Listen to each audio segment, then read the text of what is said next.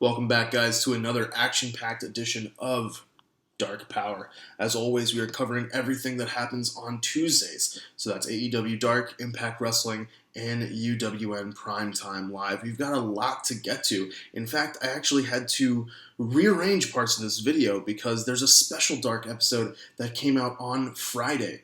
And so we're going to be covering all of that Tuesdays and Fridays, just like we had our special episode or Tuesday night late night dark special a couple weeks ago during the NBA Finals. But before we get into all of that fun stuff, guys, as always, please hit the like button, share, comment, subscribe if you haven't already. I gotta say, I've had some really fun interactions with some of you guys who've commented on the videos. I love having those conversations. We love having those discussions. Always great to have, guys. So let's get straight into it. We're gonna do a little bit of a time machine here. We're gonna talk about Friday and then jump back to Tuesday. So let's first talk about Friday, our Dark special. This was a 1-hour special on YouTube. It's something that I think they're gonna start doing now more often before pay-per-views, which is really kind of a cool thing. And so yeah, this episode of Dark was much quicker than a normal episode of Dark. Let's get straight to it. We had Tesha Price making her debut up against Big Swole. Big Swole picks up the win. After this, we have Matt Sydal picking up a win over Christopher Daniels. The story here is a continuation of storyline issues that have happened on Dark between Frankie Kazarian, Christopher Daniels, the two other members of SCU, and the Hybrid 2, with Scorpio Sky being busy with Sean Spears. This go-around, we have Sydal picking up the win over CD because TH2 shows up. Now, as we will get into down the road, as when we jump into our DeLorean and we get into our time machine, you will see that this is really coming from an issue where Frankie Kazarian had a win, but the Hybrid 2 started causing some problems, and CD came out to make the save. Here, CD is getting distracted by the Hybrid 2, allowing Sydal to pick up the win. I don't think it was necessarily anything heelish from Sydal, but it would be kind of cool, actually, to have Sydal work with TH2 down the road. That would be something that would be kind of interesting. Their styles do mesh very well, actually, so maybe that'll be something that we'll see. But as noted by the commentators, it's interesting when somebody like CD is showing the ability to be distracted. A veteran like CD. And that's something that's always interesting. We got to pay attention to these things. It's the devil's in the details, as always. After this, guys, a couple weeks ago, Brandon Cutler proved that one win can change everything and that losses matter too. And that shows to be still the case, even if one win becomes two. And here we have Brandon Cutler getting his second win. He's on a streak, guys. He's on a streak when he picks up a win over Michael Nakazawa. And Nakazawa taking the loss. It's Nakazawa, somebody who can take the loss, but Brandon's being able to stack wins. So great on Brandon. After this, we have a cool Frankie Kazarian promo. A little fire behind him. He's talking about how no matter what, his goal is to win.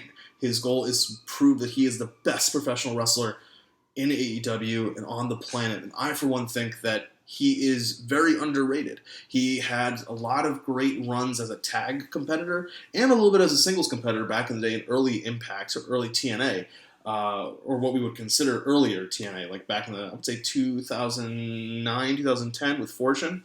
And then he kind of was more of a tag wrestler with CD as Bad Influence and then later SCU. And he's slowly starting to break out a little bit more as a singles star. And either way, to Kazarian's point, whether he's teaming with CD, whether he's teaming with Scorpio, whether he's just being a singles wrestler, he's there to win. And that's something that's, you got to have that fire. You got to have that passion. Speaking of fire and passion, after this we have Griff Garrison picking up a win over Ariel Dominguez. Ariel making his AEW debut. The size comparison between the two is pretty incredible. What I will say about this is really interesting to see some of the talent that have been enhancement for a while starting to pick up those wins. That's something that's important because if they're always losing, the loss doesn't mean much for the person who beat them.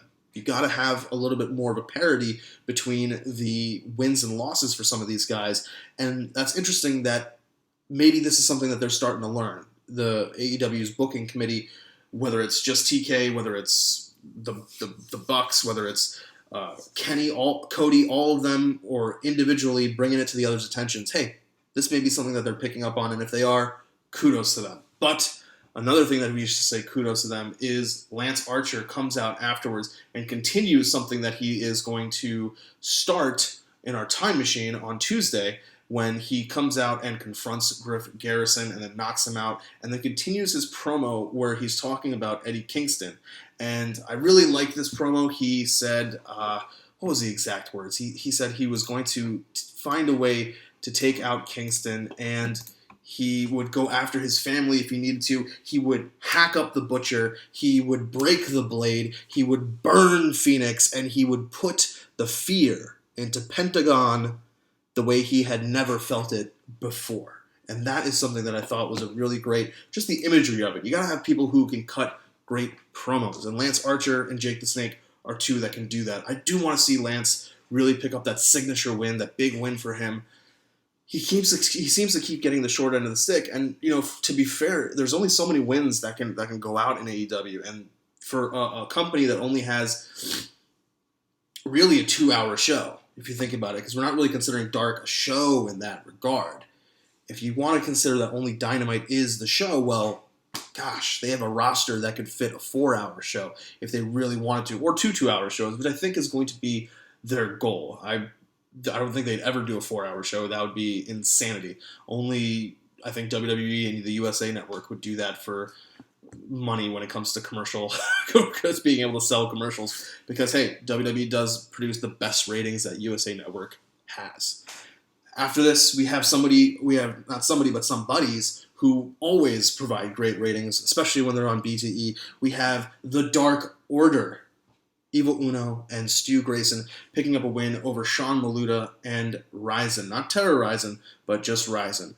And Dark Order, I gotta say, it's really interesting. It's really cool to see them stacking wins like this. They are showing dominance. I hope they get to really mix things up more with the rest of the tag team division sooner rather than later. They are another group that had some really big things planned for them, or at least seemed as though they had big things planned for them. I know that the Dark Order has kind of made a shift away from this darkness, you know, obviously it's in the name, but this kind of just dark entity kind of thing. And while I don't know that necessarily doesn't fit for Uno and Grayson, because we don't know really what the theme or gimmick, so to speak, of the Dark Order is, I like that they continue to get dominant wins so that once they do figure that out, for sure, they know where to go. And that'll be something that'll be good for them. After this, somebody who always knows where to go, it's Ricky Starks picking up a win over Trevor Reed when he hits that Rochambeau. Starks just stacking wins, man, and proving yet again that he should be somebody who is taken seriously when it comes to the TNT Championship. Finally, in our main event, we have Chuck Taylor versus Lee Johnson. Lee Johnson, who recently joined the Nightmare family. Congratulations to him. I think I brought that up in our Time Machine portion of this episode. But either way, congratulations to Lee Johnson for joining the Nightmare family. And Chuck Taylor picking up a win here, getting some of that momentum back after losing the momentum to Miro and Kip Sabian. Either way, I think Best Friends are going to be doing some big stuff with Kip and Miro, so that'll be cool to see. And a great main event just for Dark. I would say match of the night for this section of Dark is either the Chuck Taylor-Lee Johnson match or the Seidel versus CD. Either way you go, I think both of them were really fantastic. So I'm going to sign off now, guys, and transfer back over, get it back into my time machine, and we will catch up again as we go over all of the episodes of Dark, Impact, and UWN. What's up, guys? Stacking here again. There were a lot of happenings this week, starting with AEW Dark. There was about a 2-hour show.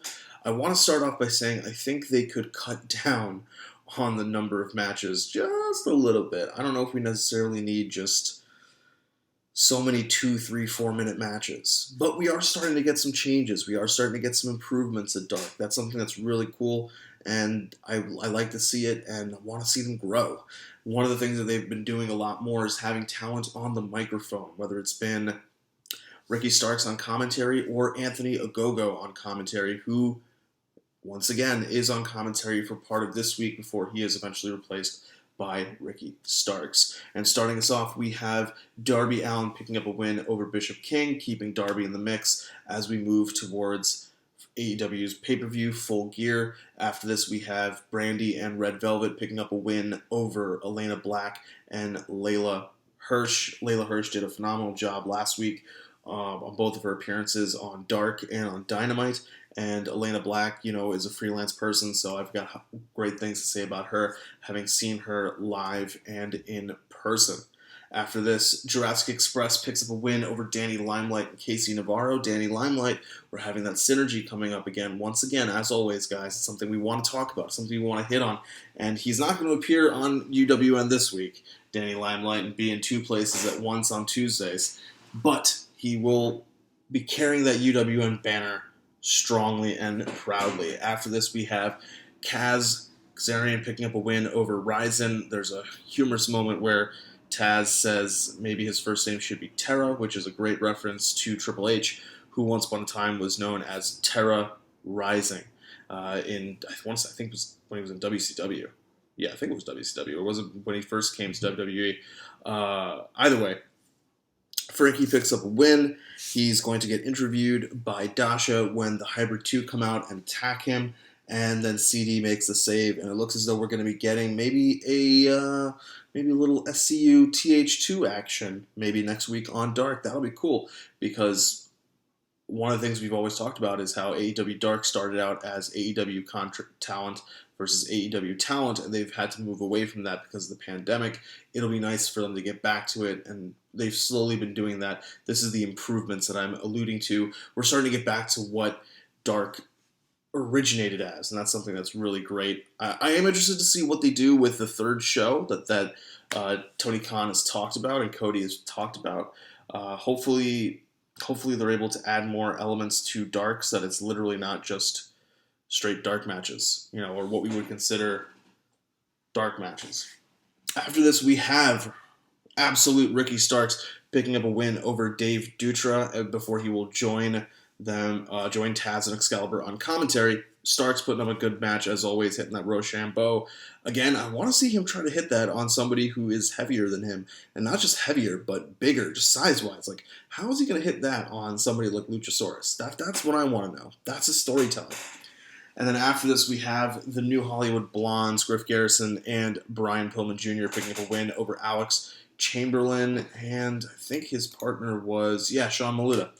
After that, Lance Archer comes and blindsides them, knocks them both out, and there's a good promo from both Jake the Snake and Lance. I like this promo work that Lance has been doing. It needs to go somewhere, you know what I mean? This is something that's kind of been holding Lance back, is that he can cut great promos. Obviously, we know Jake can cut great promos, but they gotta do something for Lance to give him the wins that he needs. The winning the Casino Battle Royale was a really great move, but gotta pick it up. Maybe he should be the one to face Darby down the road if Darby is the one who takes the TNT title from Cody this weekend. That'll be interesting to see. Next, we have Max Casters and Anthony Bowens up against Anthony Solo and Angel Fashion. Caster does a little quick rap on the way to the ring. Gave me weird, annoying John Cena vibes from back in the day. Quick tag match here, nothing crazy. Good match, though. Caster and Bowens, congratulations, sirs. The Acclaimed have been signed. They are officially all elite, and that is something that's incredible. We know that it's difficult to get a contract anytime, and it's difficult to get a contract now, especially during pandemics. So the fact that they were able to do that, congratulations to the two of them. Kudos to the two of them. Anthony Bowens is a BCP pro, BCP wrestling alumnus, so shout out to him. I know that True Heel Josh was very happy for Anthony Bowens, and all of us at True Heels are because of our connection to BCP. After this, 5 from the Dark Order picks up a win over VSK. Quick match here as well, and then we have kind of a really weird vignette for Peter Avalon. It was weird, like really weird. It had some, I don't know, creeper undercurrent vibes to it. I mean, that was definitely the intent. So I want to see where that goes, especially because they suggested that he's looking for a new manager of sorts. Anyway, after this, the Butcher and the Blade have a win over Jersey Muscle, and then Natural Nightmares come out to confront Butcher and Blade. This was a really great match, great showcase for Butcher and Blade, I want to say, and Natural Nightmares coming out and doing what they need to do to keep that momentum going for the tag match that we're building towards. We are building towards some kind of a feud there. Also, I want to say this is something else that I thought was really interesting. Lance was kind of shit-talking Eddie Kingston during his promo, because we know Eddie is the one getting the title shot at Full Gear, and I like that aspect of it. I want to see if they, kind of set up Lance and Eddie to have something after this, assuming that Eddie doesn't win, or even assuming if he does win. That'll be. I don't think Eddie's going to win, but if they did, or even if they didn't, having something set and primed for Eddie coming out of that feud with Moxley, and if it's somebody like Lance Archer, that'll be really good for both of them to have things to do. Next, we have Hobbs picking up a win over D3, and then he is attacked by Team Taz. Ricky Starks leaves the commentary table, goes to attack him. Brian Cage does his normal sneak into the ring thing to help out Ricky when Ricky is attacking somebody.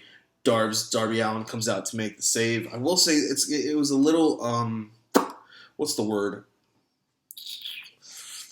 Not cliche, but just overused. I'll say overused. It was overused, just having 3 sneak attacks over the course of this 2-hour show.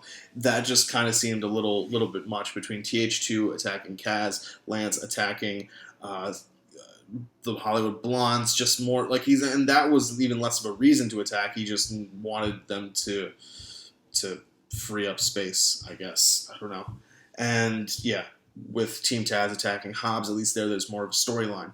After this, we continue a Dark Order kind of theme to the back half of Dark, when Dark Order, Evil Uno, and Stu Grayson pick up a win over Baron Black, Nick Comoroto. This was probably one of my matches of the night when it came to AEW Dark, rivaled only by the main event to me.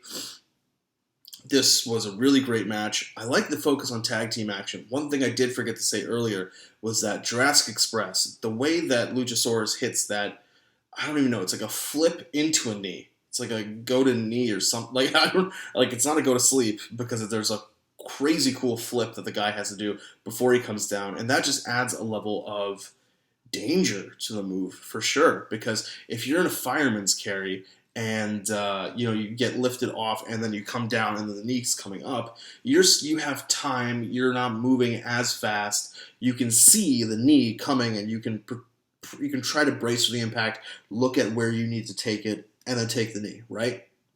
When you're doing a flip and then taking the knee, that's crazy to me. That's kudos to the guys who are able to take this move.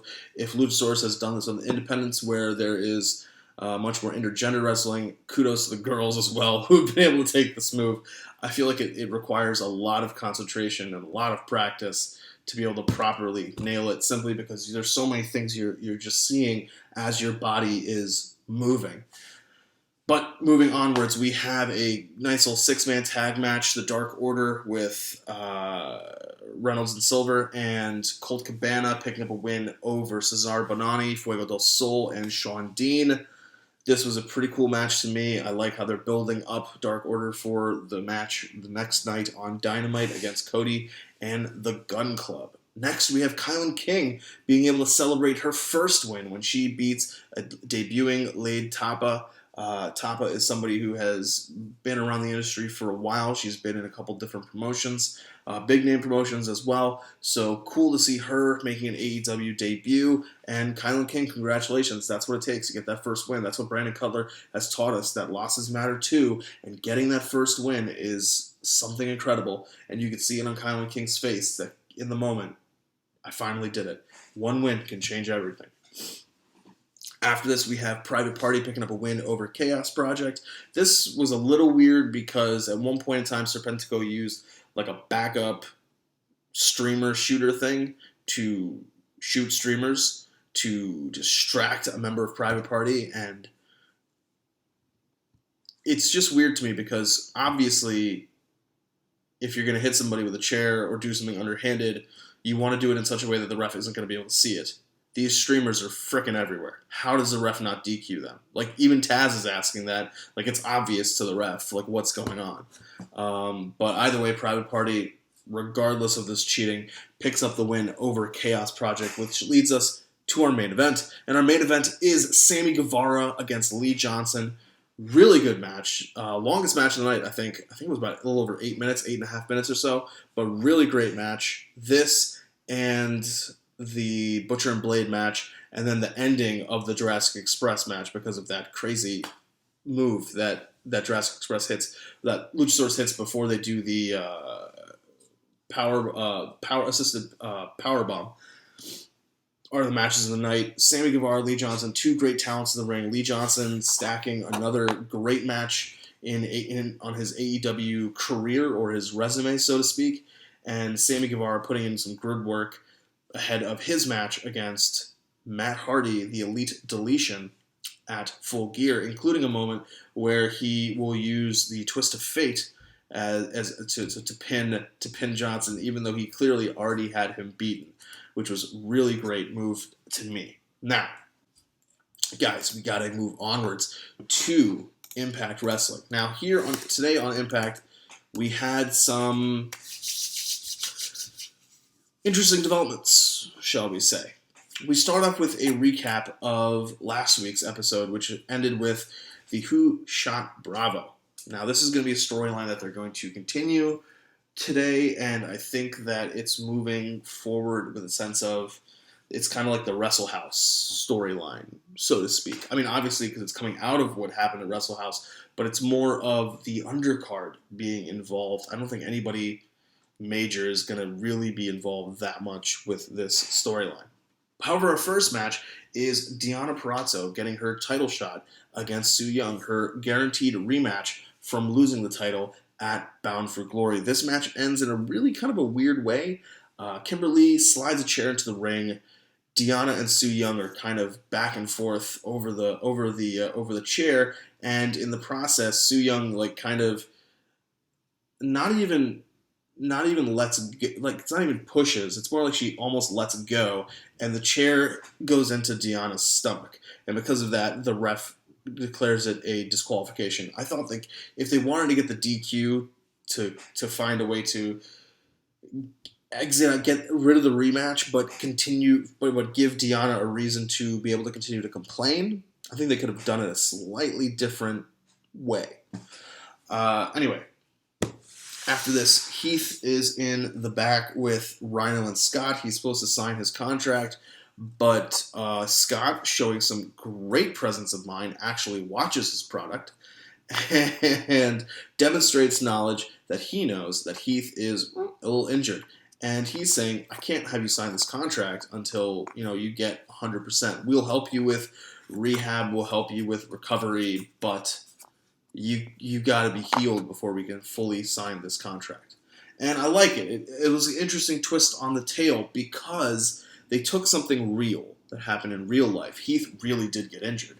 And they found a way to work it into the storyline of Heath feeling as though there are roadblocks after roadblocks after roadblocks for him to be able to get his contracts. Not speaking of which, but guys, last week, I wish you guys a happy Halloween. I hope you did have a good Halloween. These were ping pong balls that we had at the very small and COVID-safe function. And look, they got eyeballs. Isn't that hilarious? Oh, man.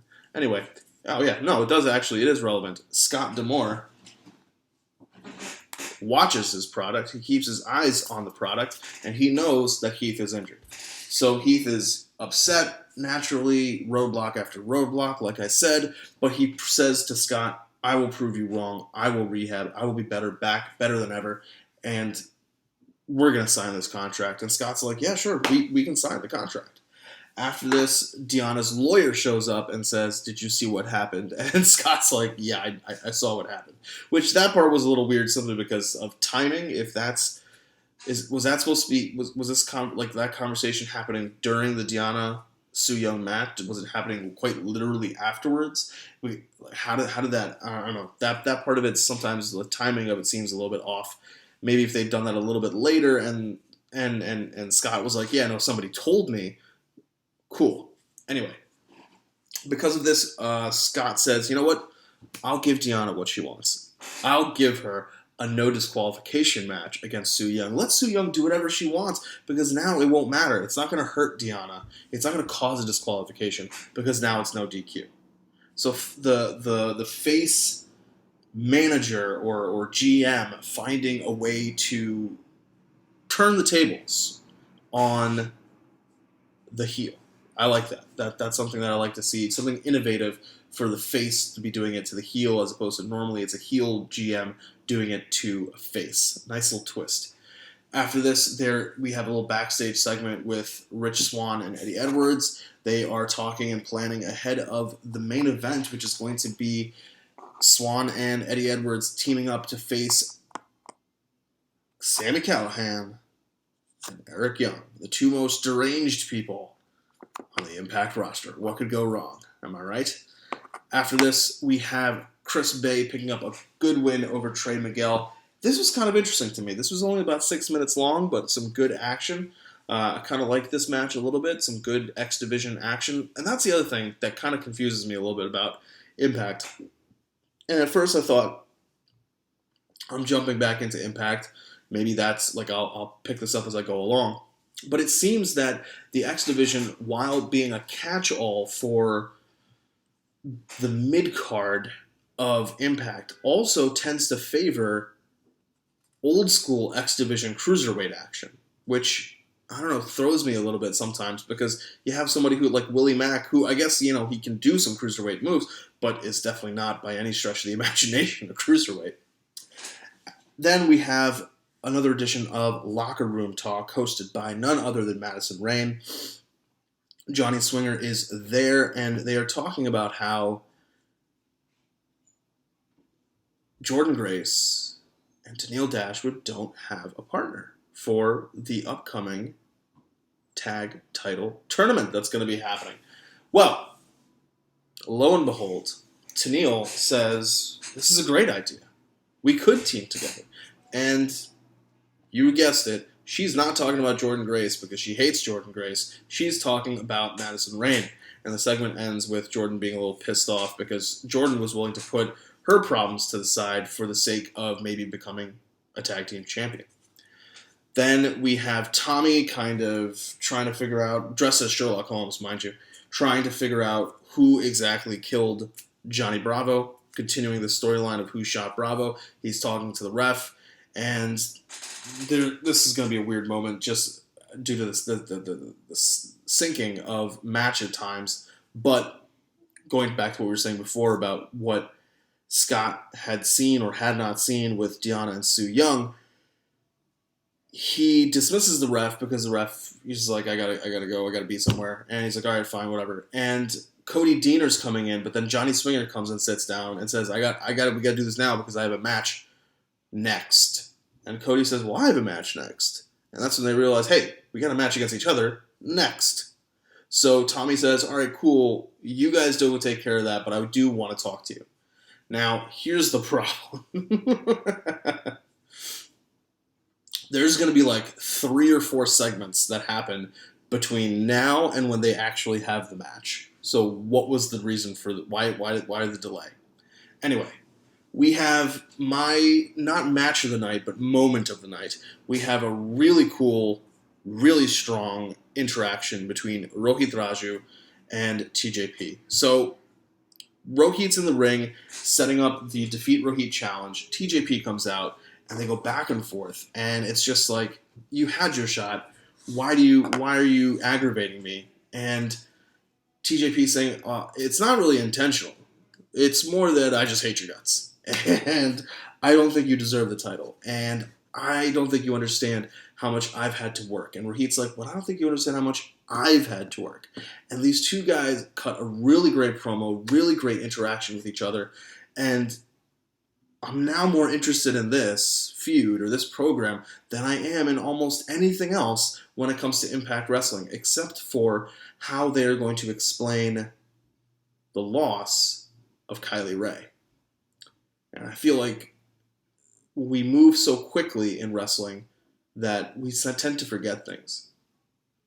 And I say that because I forgot Kylie Ray's retirement. So let's just back up really quickly, because a part of me is super amazed that I forgot about that. I got into the shows themselves. Kylie Ray was supposed to perform at Bound for Glory. She was supposed to face Deonna Purrazzo in a match that was highly anticipated.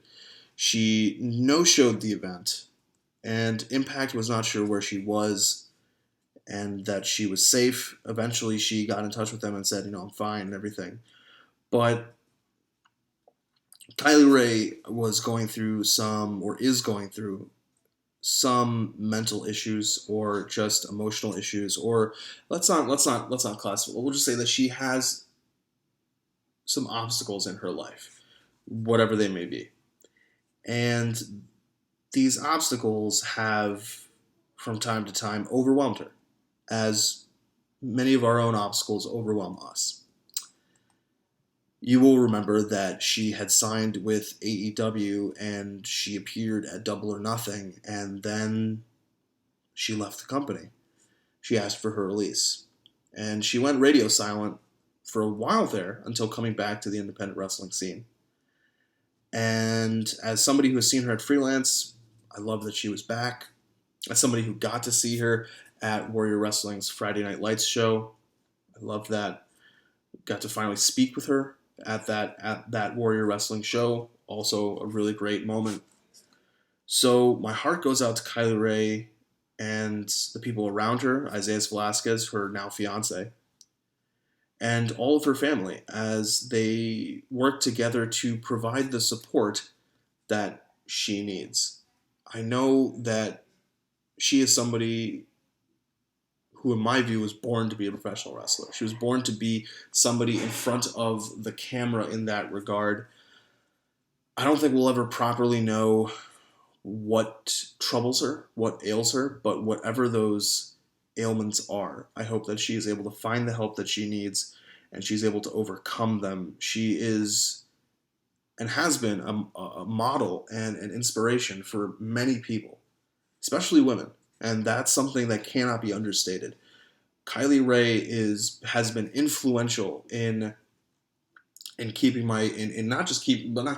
but attracting my girlfriend to wrestling and keeping her there. I will never forget. I think I've probably said this on this show before, but Colleen, my girlfriend Colleen, her first independent wrestling show, we were at Freelance, and Ethan Page cuts a promo where he's still Freelance World Champion at the moment, and he just straight up calls Kylie Ray a bitch, a horrible person, this, that, and the other thing. And it was the first time, even though she has seen on TV WWE programming, and she just turned to me and said, "I hate him." And this is a story that I've been able to tell Ethan Page himself, because I met him at one of the Starcasts. I think it was the second one. But he loved it because it meant that he was doing his job, right? But that moment, that connection, she felt that for a reason, because of what Kylie Ray is able to connect with a crowd, connect with an audience. And so she will be missed. And I really hope that she does find the help that she needs.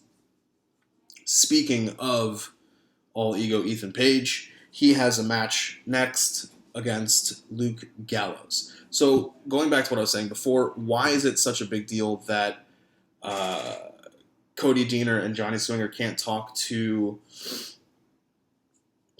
Tommy right then and there, because they say they have a match, but then not only do TJP and Rohit Raju have their altercation, but then we have a whole match that Ethan Page is going to lose. It just, I don't know, seemed weird. Oh, and with TJP and Rohit, we're going to be getting one final match between the two of them. If TJP is unable to win, he can no longer challenge for the title as long as Rohit Raju is champion. So I'll be looking forward to that match. Luke Gallows picks up a win over Ethan Page. Over our tag champion, we're going to continue to build towards some kind of a match between Motor City Machine Guns and Ethan Page and Josh Alexander the North. I think maybe they're going to focus on the Good Brothers first, simply because Shelley has a legit injury and he is recuperating, so easier just to go to the North. I'm sorry, not go to the North, go to the Good Brothers.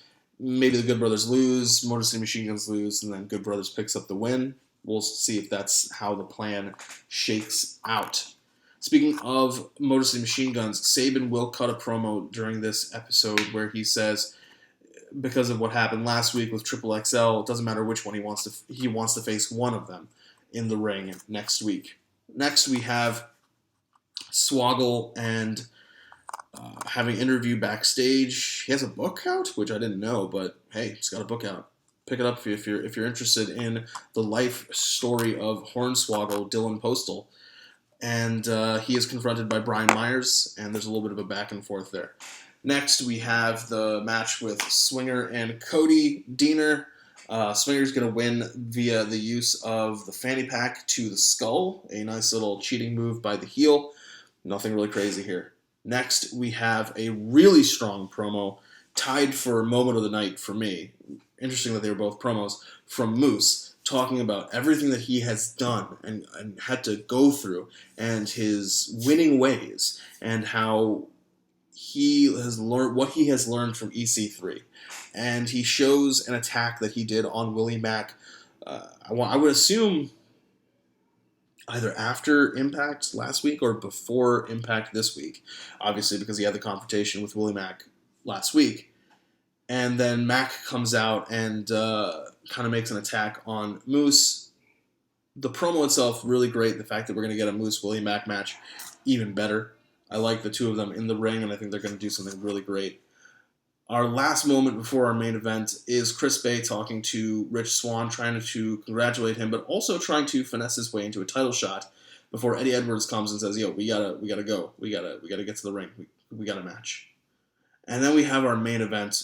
We have Sami Callihan and EY versus Rich Swann and Eddie Edwards. And with the help of Ken Shamrock, with the help of Ken Shamrock, Sami Callihan and Eric Young are going to pick up a win over Swann and Edwards. And it seems as though maybe the three of them are going to work together. Ken Shamrock, Eric Young, and Sami Callihan. And what will that mean for Impact? We will have to find out. But we have to move on, guys. We have to. And moving on, we get to UWN. This week's episode of UWN has some good matches here. We're moving quite along very quickly in our tournament. We're going to be going on to semifinals next week because we get through all of the quarterfinals this week, despite only having one of the quarterfinal matches last week. We have our debut of Leo Rush. He faces Fidel Bravo. I don't know too much about Fidel Bravo, but the man of the hour picks up the win. Great work here. We have Rosser picking up a DQ win over Redbeard. So Rosser is Darren Young, formerly known as Danner Young, and Redbeard is Eric Redbeard, formerly known as Eric Rowan. After this, the DQ, there's going to be kind of a beatdown from Redbeard to Rosser that goes really uncomfortably long. And I don't know, they got their point across quickly. I don't think it needed to be that long as it was, but hey, you guys are in charge. You guys are in charge of booking your show. And thus far, UWN has done pretty dang well when it comes to timing and getting things right in that regard. So I'll give him the benefit of the doubt. Let Redbeard, beat the crap out of Rosser. We'll let Rosser get his get back. Obviously, the idea is that with Rosser injured, it hurts his chances next week. Now, we have a women's match. Heather Monroe picking up a win over Miranda Alizé. Alizé has been somebody who I know she was working with WWE for a little while. I don't think she was ever signed to NXT, but I think she was part of one or both of the Mae Youngs. So she's a talent in the ring. We've seen Heather Monroe. We know Heather Monroe, also a talent in the ring. After this, we have a promo from Aaron Stevens. He is setting up again that match against James Storm and Eli Drake for the Tag Team Championships. I wonder if, because James Storm is becoming more of a freelancer, whether or not, because he was supposed to sign with WWE before the pandemic hit, I wonder if this is going to be their way to get the NWA tag titles off of Drake and Storm and get them onto somebody who is much more in the signed area when it comes to the NWA. Next, we have Sean Davari picking up a win over Rocky Romero. We had to have some shifts in the contestants, the competitors for this tournament, simply because of COVID. It is what it is. This is a year where cards subject to change means more than it ever has in the history of professional wrestling. I think that can easily be claimed. But Davari picks up a win, and finally in our main event, we have Mike Bennett picking up a win over Kevin Martinson. He will also be continuing onward. So next week, we have Fred Rosser up against Chris Dickinson in our semifinals, and we have Sean Davari versus Mike Bennett in our semifinals. I think we're going to come down to Dickinson versus Bennett for the finals to determine the United Wrestling Network World Champion. But guys, UWN had a pretty good show this week. I probably would give Match of the Night for me. Part of me leans towards the women, but I think I'll go with Davari Rocky. Davari Rocky to me had something nice about it. Just Rocky's ability to be a sure hand in the ring. Something that there's something to be said for knowledge in the ring. That's just phenomenal. And Mike Bennett, Kevin Martinson, also great match from them too as well. Bennett's got to avoid that the ring ramp for sure. But guys, until the next time, I'm the Sack King. I hope you guys stay safe. Hope you guys had a great Halloween. If you want to, in the comments, leave your favorite memories of Kylie Rae and her career as we knew it or know it. I still hope that I hold out hope that one day she will return and continue to entertain all of us with her never say die attitude and can-do spirit, and just she's happy to be here. And that's we all should be, right? We should all be happy to be here and trying to help other people. So until next time, guys, I will catch you later, and stay safe.